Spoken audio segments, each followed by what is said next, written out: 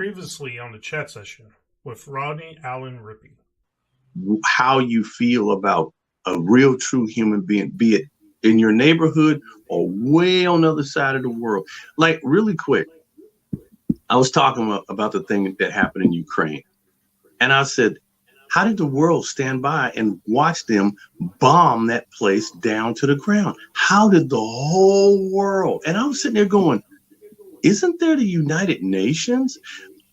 If I was the president, honest to God, if I was the president, I would have got on the phone, called the whole United Nations. I would have said, hey, everybody to the front line. Everybody's sending 100,000 troops. Everybody. And I would have stopped them and like, hey, hold on, Putin, listen. There's a lot of people over here. There are people at the grocery store, kids in school, people in grocery stores. Where are you going with these tanks, bro? You're not going to start. You're seriously not going to start shooting weapons at this sovereign country and start killing a bunch of innocent people? Can you? I don't even want to go there because I got a movie out of this in my head.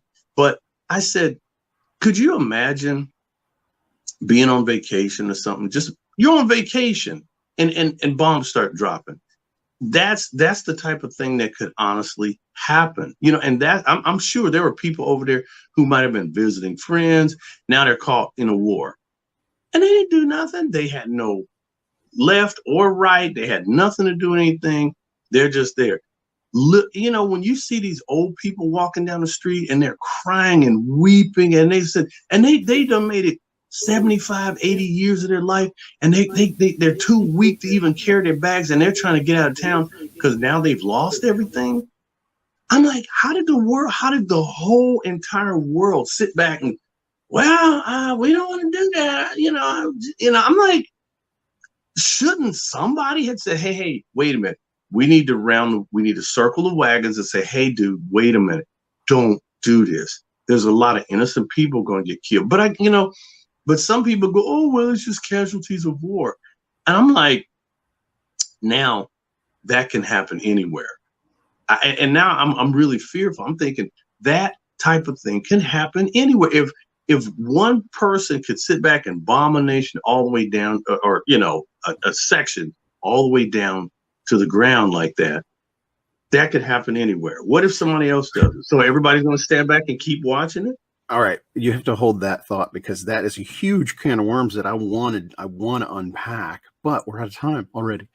So next week, well, let's pick up right there. Absolutely. I have such a good producer. Wow, look at you guys, man. He grabbed that tail end of last week's conversation, and hey, man, good to see you, Rodney, Allen, Rippy, brother. Take life a little easier. Oh man, I need to get one of those. There you go. Well, see, this is one of those one of your products edition ones. You see that? Well, I guess knowing you is privilege enough. Well, actually, this was one of my wonderful little promo pieces, and I honestly have to do another run because so many wonderful people purchased them, and so hopefully maybe. Yes, on my next batch, another I'm definitely going to overnight one to you, cool. Bro. All right, so that was a very well spoken kind of stump speech. Are you running for office or something? Hey, you know what? I didn't know I should be running for office, but maybe I should. I don't think office is the way. I think that hooking up with great people like you, Michael, and getting with a consortium of people to say, hey, wait a minute, let's rethink things a little bit. I really think that there's too much of left and right. I think there's a mixture of, because it ain't all wrong left. It ain't all wrong right. There's something in the middle, and that's where we got to find that sweet spot. Oh my gosh. Rodney, you're just a man after my own heart. I keep saying it. You're just like, what's the expression? I don't want to step on any toes here, but brother from another mother. Yes, right? sir. Like, yes, man, sir. We're just so. Well, that's why I love you so much, sisters. Right? We all are brothers and sisters. We got DNA. Slice it. It's the DNA, right? The human DNA is the determining factor. It's like, oh yeah, we are the same. Yeah, that's right, brother. Oh, my mom. This is my mom, Bonnie. Rodney Hi, Allen Rippy for Bonnie. president. Wow. Well, Yeah. I like what you did, but what you said is like, well, maybe not that way. It's by networking like-minded people like Mhm. you and I. And Mhm. here's my answer, right? The Mhm. answer to this division is the power of storytelling, right? Yeah. You can affect change in a grander, more peaceful scale Yeah. by telling compelling stories in the right way, right? Like the greatest storyteller of all time, arguably, Mhm. right? Is Jesus, right? He told parables, right? He came Mm. out and he taught in parables. Why did he do that? Because he was Right. identifying with the people. He's like, hey, there's a Right. guy sowing seeds, right? And every Mhm. one of them goes, yeah, I've done that, or my dad's done that, or I have a friend that's Right. done that, or Right. I have to do that, Right. and I have to go out and do that right now, right? He's Mhm. totally reaching them where they are. This guy sowing seeds, and they'll so that opens it up. Like everybody's going to agree. Okay, you have something to say that I can identify with, and then Right. he just loads it with meaning, and so Mhm. they will never forget it. They'll remember the story, and then they'll think, "What was he talking about?" And it's like, it's more Mhm. complicated. Some seed fell this way, right? And so, telling stories is how you get the truth, kind of like a Trojan horse. Somebody that might Yeah. not want to hear the truth that you want to Right. communicate, they'll accept it if it's packaged in a beautiful story. And it goes Mhm. both ways. There's plenty of Right. people packaging awful messages in beautiful stories, right? Right. There's just Right. awful. So, but that's incumbent upon us, I would say, Mhm. the good people, to do it right and to triumph. And that's literally what I'm doing. I don't know if how much I've told you. You're doing a fantastic job out of it. I mean, when the one thing about it is, it's funny. You hear people, and I mean, I've heard people say, "Oh, I don't want to talk about religion," and I'm just like, "Is it pornography or Yeah, something?" I mean, right. I said I've picked up the Bible quite a bit, and I never came across anything. It was funny. I got a buddy of mine. He started talking to me. He says, "Well, there's some lost books out there." You know what I told him? I said, "Bro, I can't even do what's in this book. I'm not looking for nothing else." I Ooh, said, "I'm not." I said, that's "When a I good get this one, response. I'm saying when I get this one mastered, and I'm not doing these funky things that every human being does, then I'm going to say, I've got this whole thing licked. I need more information. I need lost books." And I'm like, I'm having problems doing what is in this book. Seriously. I'm So I'm telling like, you, that is a I've never heard that. That is I'm gonna, if next time somebody says that to me, that's coming. That's gonna come you straight off can the use top. it. Thank you. Thank you, Rodney. I'm having trouble with this one, much less some hidden nonsense, whatever. Right. Right. And And well, I really think there's enough there to, if you look at it and you look at the examples that were set, you start to go, because the same thing, some of the same stuff that was going on then is going on right now. So I try to apply, spiritual truth to day-to-day living. And you got to constantly be having course correction. You constantly got to be checking yourself. And, and I just loved it, just how in the Bible, how there were so many different references, and you know, he who is without sin, let him cast the first stone. And everybody was like, wait a oh, minute, maybe I can't throw this rock. Let me set this thing down. And I was like, way to it's go. those gotcha moments, right? And every time, like the best screenwriting, the best screenwriting was when you have Hmm. the good guy comes up against the bad guy, and it looks like the Right, bad right. guys really, really got him, whether it's in an argument Hmm. or a physical Hmm. confrontation, and the good guy goes, boom, says something, and the bad Right, guy goes, uh, and it's those right. gotcha moments. And Jesus was a master of that stuff. Jesus was the Yes, he master. Like was. these scribes and Pharisees, right? Hmm. We hear this today in our vernacular. What's a scribe and a Pharisee? You could Right, say right. the politicians and Hmm. the law professors, right? We would say the Right, politicians and the law professors, the most educated and authoritative right, people in the right. land, Hmm. come to Jesus and say, well, what about this? You think you know what the word of God says. What about Hmm. this? And Jesus says, well, what about this? And they go, oh, dang. And then they Right, leave, and they right. shuts them up. And it's just Hmm. these gotcha moments. So brilliant orator and thinker, this guy, Jesus. So Yes, yes, yes, yes. it's nice to hear that you're a fan of his. I'm a I huge am. fan of his. Let me tell you something. I am his biggest fan, and I Uh-huh. really I try to do my best to say, I grew up, truthfully, I grew up in a house.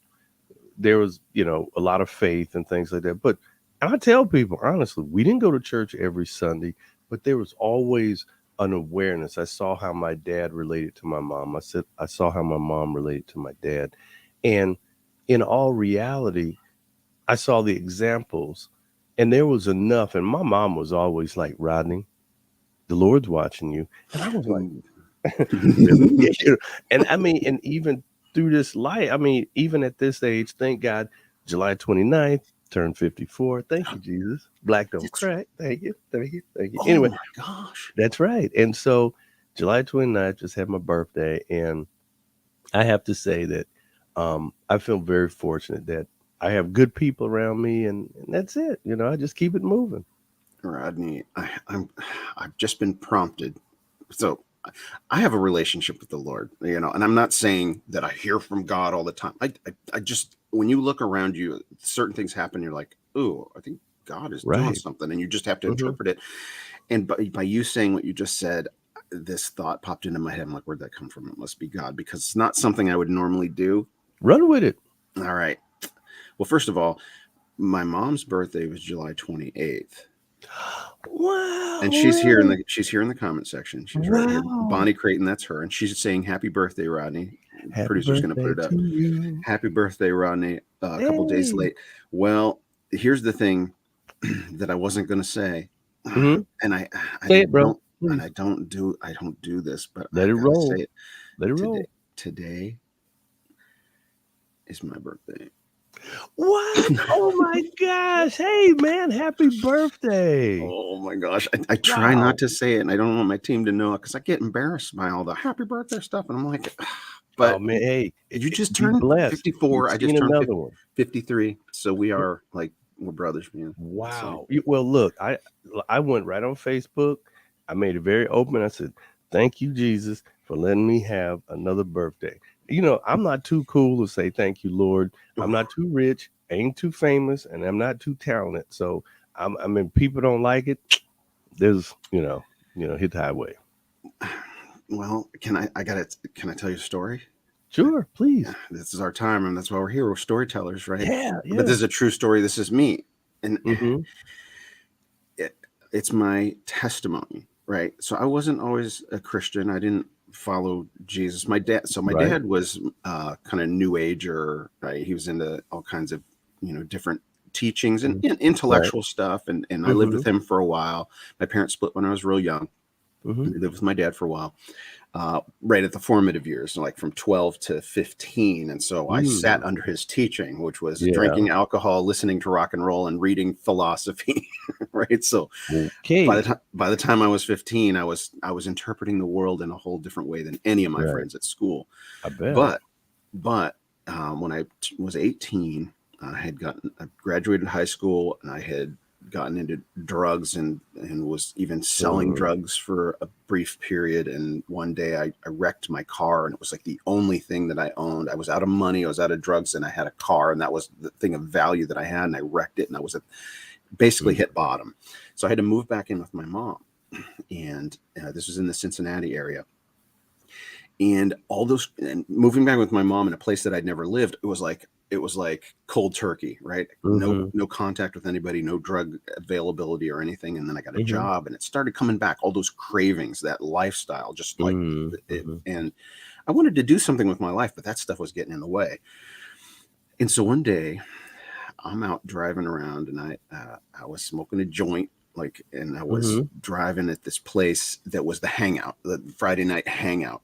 And I see this cute girl, and I'm like, oh, I'm going to turn back around and drive. And she was hanging out with this group of kids, and I went by a couple times, and two of the kids, teenagers, hanging out with her, I was 18 at the time, come up to my car window, and they go, hey, are you saved? I'm like, wow, are you serious? And then they go, why don't you park your car, and we'll tell you about Jesus. And I'm like, well, if I get to hang out with that girl, I'll listen to whatever these kids say. And that's what happened. I parked my car, hung out with them. And because Like I said, my dad was into the New Age. They reinterpret Jesus and Christ consciousness. Like we're all part of one, and Jesus is, pantheism. We're all part of God, etc. So anything they were saying to me, I was like retranslating. But the thing that it wasn't anything they said, but the thing that like I sensed was like, wait, why do these people want me around? Like I'm a total stranger. I don't, and they're like all happy to hang out with me. I don't understand. And they invited me to church and everything. And so a week later, I had gone to a youth group service with them in the midweek. I'm like, okay, this is cool. And then they told me there was a youth party with the church going on Friday night. So 1 week after I met these kids, I get invited to go to this party with them. And the girl was going to give me a ride. I was going to give her a ride. I didn't know where the party was. I was going to pick her up. I'm like, everything's going great. I just moved to this town, and all of a sudden I have these friends that want me around, and there's this cute girl that I'm now going to just met, and I'm going to give her a ride to this party, and who knows what's going to happen next. Well, before that Friday night, between Wednesday when the youth group was and the Friday, the party, on the Wednesday, 2 of the kids that I'd met asked me to get them high. Oh, okay. I'm like, okay. So Thursday, I took them out, got them high. And they're like, yeah, you could do this and go to church. And I'm like, at that point, I'm like, what? I don't understand what you're talking about. Of course. Right. And I was 18. These kids were like younger, like 15, 16, something like that. So that comes and goes. That was Thursday. Friday night, I'm supposed to give the girl a ride. She calls me up and she says, Johnny and Dwayne, these 2 kids, told everybody what you did, and now nobody wants you around. Oh, click. Wow. So put yourself in my shoes. My whole world is like, this is incredible. I get to give this girl a ride, and I've got all these new friends, and life is incredible. It's never like hope, all this good stuff. Poof. I had no idea where this party was. I didn't and this girl that I was hoping to hang out with or hook up with or whatever, poof, gone with a click of the phone, and I'm alone. Wow. And this was May 6th, 1988. It was that vivid. At about 6:30 p.m.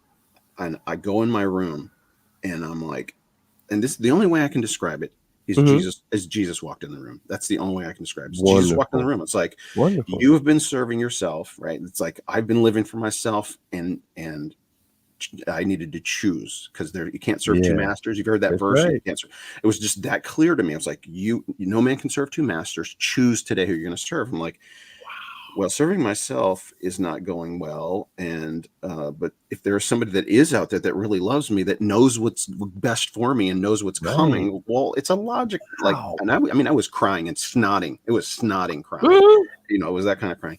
Yeah. And so that night I looked for the youth pastor. I knew where he lived, but he was at this party, so I couldn't find him. So I drove to the mall, bought a Bible, and I didn't know where to turn in the Bible. So the next morning, I found the youth pastor. And from that day forward, I've been going to church and reading the Bible and just loving life. Like, dude, that's my testimony. It's beautiful. I mean, those are the type of things that make sense. And it hits you in the heart. It's real. And a lot of people, and that's why it says taste and see if I'm good. And I'm telling you, man, I can't. Wow. That's almost like, beautiful story. And I have to tell you one of the funniest things. I was in high school. It is homecoming. And he just recently passed away. One of my dear friends from high school, his name was Carl Chapman. He was our cross country. He was one of the best runners on our track team. He was the man. And Carl gave his life to the Lord when we were in high school. And he came to me. I was probably one of the first people who came to. He said, "Hey, Rippy, you born again?" And I said, "Yeah, of course." I said, "What's the deal?" And man, he started telling me, he goes, "You know what we're going to do, Rippy?" And I'm like, "What?" He goes, "We're going to witness on homecoming." I said, "On homecoming?" He said, "On home." So now so we had another high school that was there. It was a bunch of hot girls. Me and Carl had already told me, he goes, "Man, when we have homecoming," and so everybody wanted to know where the party was, where the girls were, who had alcohol. All my crazy friends were talking to me. And I'm standing with Carl. And Carl said, "Okay, man, here come the guys." And everybody comes, hey man, hey Rippy, what's happening? Hey, where the party at, right? Man, have you seen these girls from these other high schools, man? All this? And I'm standing there with Carl. I'm like, yeah, I see everybody, man.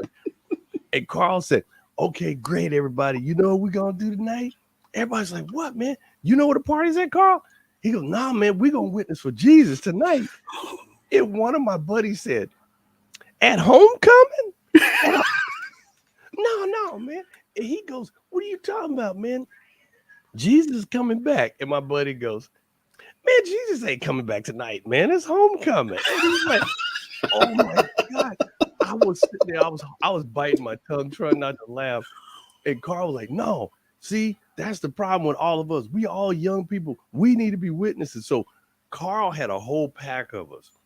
And one of my buddies was trying to slip away, and Carl was like, get to hey, the where party. you going? Get over here.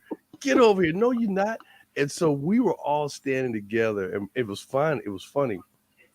One guy just literally broke and sprinted, just took off running wide open like he was on fire.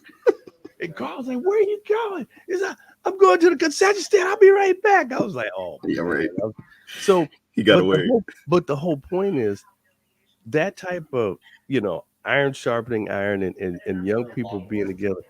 It was wonderful because Carl was one of those guys, and that's what young people need. You need that camaraderie. You need that support system. Thank God, I never got involved in drugs. I was in high school, and I had to stay away from that stuff. And I was always a chicken because I'm a type of person. If I like something, I'm gonna do a whole lot of it. And I always knew that. I said, I never saw people get on drugs and it work well. It doesn't make them smarter, don't make them more money, teeth fall out, they have a whole bunch of problems, go to jail, they lose stuff and walk around looking crazy. And I always thought to myself, I was like, this stuff does not work. It doesn't work for anybody. And I'm like, I think I'll pass on that. And that's a deterrent in and of itself. Hold on, I gotta ask. What are you looking for, Steve? Long orange cord. Extension cord. I don't know. Oh, well, you can take this black one. Sorry, my son needed something, and I got a little sip of tea in. It's no problem. Well, so we kind of, not that we went in a wrong direction. I am glad we went in this direction, but we kind of went away from that clip that was played up at the top when you were talking about war and right. And the way you expressed yourself, about this could happen, like you could be on vacation and bombs could start dropping, right? And it's like a wake-up call to the reality of the world. Well, here's how I look at it, because one of the things I've been working on, I'm sure I've mentioned this before, I have the project, the Armenian genocide project that I work on. And in September 27th of 2020, Azerbaijan started attacking an Armenian community, right? A region. And it was like that, like the Russia attacking and dropping bombs. And this was the same kind of thing. Smaller countries, slightly different part of the world. It is actually in the same part of the world, but further east. And it was this ancient culture, right? This ancient, there's like 1,000-year-old churches all through the mountains of this place. Yet, and Azerbaijan is coming in there and saying, this is our territory and you're on our territory, and started, thousands of people. They were just firing missiles into the community. And it's actually today used, the warfare that Azerbaijan waged on Armenians is used today in military school strategies, because it's the first time drone warfare was used in all-out ground war. Basically, technology has come today where bombs will drop out of the sky and you didn't even know there was anything flying overhead. Right? Because the drones are so high, they're so high and so silent that you could be in a trench, and this is what happened. You could be in a trench aiming at a tank or whatever that is over there, and suddenly be obliterated without even knowing it, because drone technology is at that stage. And so Right. whoever has the best technology, and that's what happened. Mhm. And the Armenians were getting butchered. But I have a friend who's a missionary over there, and he was saying he was hearing testimonies of some Armenian men buried in these trenches, and a hand reaching and pulling them out, and them coming up and saying it was Jesus. It's like, and then multiple kinds of testimonies like that. Wow. And here's the thing. The reason I bring this up is, I mean, this was a recent war. This was in 2020, September 27th, 2020. It was a 44-day war. And guess how this war ended? Or at least I'd love to know. It's an ongoing war. It's been ongoing for a long time. But this one hot conflagration ended with Russia stepping in. Russia stepping in and brokering the peace between these two warring nations, right? And so this is a complicated world we live in. A very complicated world we live in. But I try, again, one of the things that I do in life, I've always tried to put myself in somebody else's shoes. And I try to, trust me, I've had all kind of crazy situations happen, and you have to go through life and learn, and you have to think before you react. And I've been insulted straight to my face, and I go, I heard it, and I'm just like, man, how do I dance around this thing and not really let my flesh raise up on this person? And I try, and I go, okay, and Lord knows, and like I said, I do my best to try to keep Rodney down. I try to reduce me so that he can thrive in front of me. I'm like, Lord, help me, because people will push your buttons, but I think that across the board, when you look at what's happening in the world and senseless shootings and people just killing and murdering and doing stuff like that, you have to, I'm telling you, some people go, oh, devil schmevel, I don't believe in that. I'm like, oh yeah, there is some serious principalities and rulers in high places. There is some serious wickedness in folks. And like I said, I look at myself and I'm like, hey, I'm not pointing finger at nobody. I just kind of keep the check on myself. I'm like, you know what, Rodney, don't be like those people. Don't be like that. Don't be out thinking that way. Don't, be overly judgmental. You are not the one to judge. You ain't righteous yourself. So don't watch your finger pointing. So, I just take it day by day by day, incident by incident. And I try to look at the world and try to learn as much as I can. I hear when people are talking and I go, that person's crazy. It don't take much. I'm standing around people and you hear people talking, you go, that person over there is crazy. Or that, I hate to say, that person is demon possessed. What he's talking about sounds like kind of similar to what somebody demonic would talk about. And I'm like, Lord, give me discernment. I try to block my mind off from stuff. And I just keep growing, keep living, keep doing my best, keep being creative, keep being happy, and keep loving and trying to do my best as I go through this life. That's my story. You know what? You just hit on really one of the most powerful weapons, right? Because it is a spiritual war, right? It is a spiritual warfare is what you're talking about, right? And one of the most powerful weapons, put a smile on your face. You put a smile on your face, you disarm so many evil, people. Like when you're walking down the street, people get occupied and they're like, and they're going to avoid each other. Don't want to, if you're just walking down the street with a smile on your face, that automatically disarms a whole lot of attacks that could have come your way. Right. Be happy, be joyful, right? There's good. There's so much good going on. Let's dwell on the good and I tell people all the time, I'm like, de-escalate. I don't care if somebody's tripping. I don't care what. De-escalate. Always try to figure out how do you take things down. Some people want to what and every time they want to go at it. And a person who is not right in their mind, it could even be mental health. The best thing to do is try to stay calm, try to stay in control. Stay calm. Yeah. De-escalate. That's brilliant. Happy belated birthday. Yes. And you too, sir. Thank you. And we're out of time already. Thank you. Again? We're out of time. Yes. Good to see you, Rodney. I love you. I'll see you next time. See you next time, brother.